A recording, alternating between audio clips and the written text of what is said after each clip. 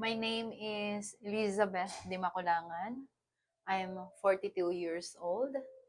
And ang concern namin is my kid, our youngest kid, Ezra Jose Kidlat Dimaculangan, doesn't have focus and he is non-conversational. Okay po. So, yun po yung naging concerns nyo po. Ano po, ma'am? Yun po yung pinaka-general concern nyo po. Yes. And ma'am, saan nyo po nakita or narinig po itong neurofeedback? Actually, we tried to research via Google because our first option is having him undergo the stem cell therapy. But the price is very expensive. So we tried to look for another option. Opo. We tried to research and we found neurofeedback therapy. Na as alternative po. Okay Yes. po. And ma'am, can you describe your situation or yung challenge po ni Kidlat before he started neurofeedback? Actually, Kidlat is a very impulsive kid. Sobrang iyakin. Konting trigger, ibabump niya yung head sa wall. Opo. And when we are trying to do his assignments, talagang nagwa-wonder siya. He is not into focus and he is not interested in doing assignments, and he's just saying something that is out of topic. Okay po. Besides neurofeedback, meron pa po bang ibang therapy or interventions na ginawa po si Kidlat? Yes, he is undergoing occupational therapy, also speech therapy, and SPED tutorial. So yun, kumbaga naging holistic po yung approach nyo, sabay-sabay po sila lahat Yes. for Kidlat. Pero for me, it's not enough kasi yung nakukulangan kami kasi sabi nga ng doktor, he has global developmental delay. So yung focus, hirap na hirap kaming kunin. Up until now po, nahirapan pa din po kayo? Hindi na. Hindi naman na po. Because maybe the therapy has helped him, the neurofeedback therapy. Opo, ayun po. So ma'am, nabanggit niyo po na nakapag-research po kayo for neurofeedback. What made you try besides po na naghahanap po kayo ng alternative na sobrang interesting po ba niya, kaya niyo po siya pinush na i-try, ganyan?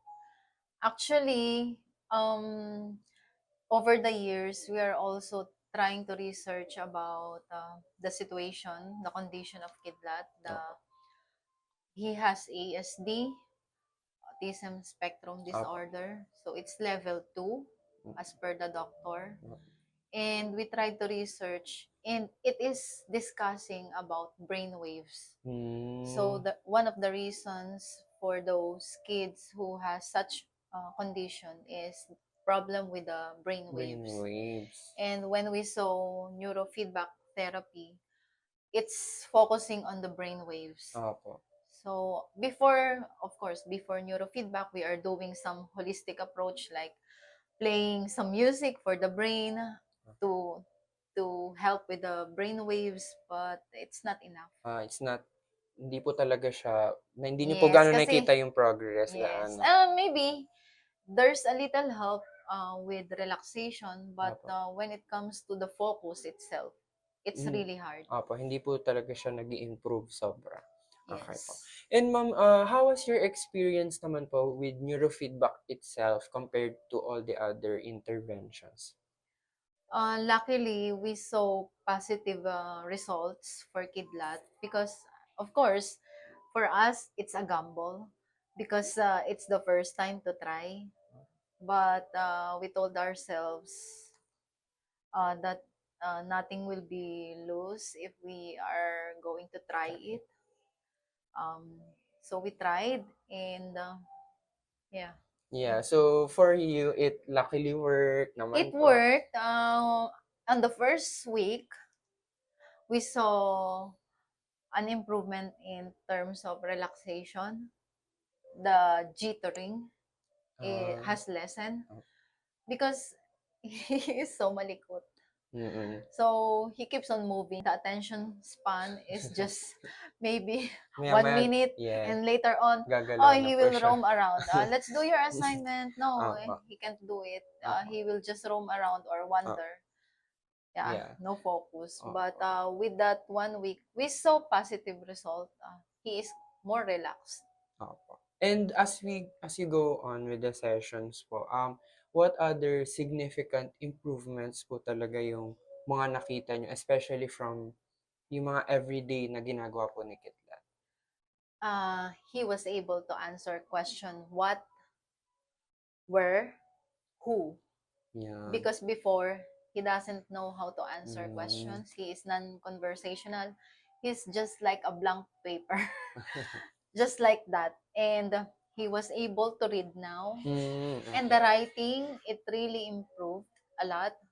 He can write his name uh, properly, and it's readable, and he can read. And the therapies, like the occupational therapy and the Speech. speech therapy, they have told me that, oh, Kidlat is able to read, Mm. and his waiting time, when in terms when he's staying in the center, has improved a lot. Mm. Before, he can't wait Mm. because there's equipment in the therapy room, like Opo, the play area. opo.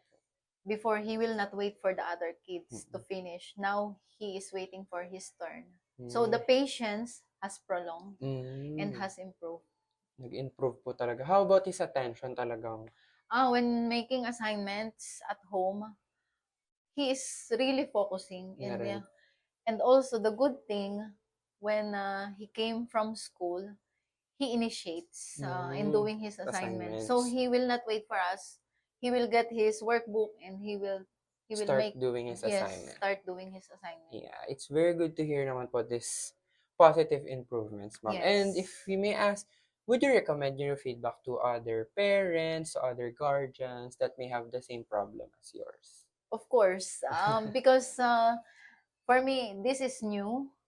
This technology is new, and I believe that it will improve the life of the awesome parents like me, because before, uh, we don't have like this. Mm-mm. So there's nothing wrong if they will try, if they have the resources and means. I believe, yeah, I recommend to them to try neurofeedback therapy, because of course, the center have trained individuals and have doctors on that specialization.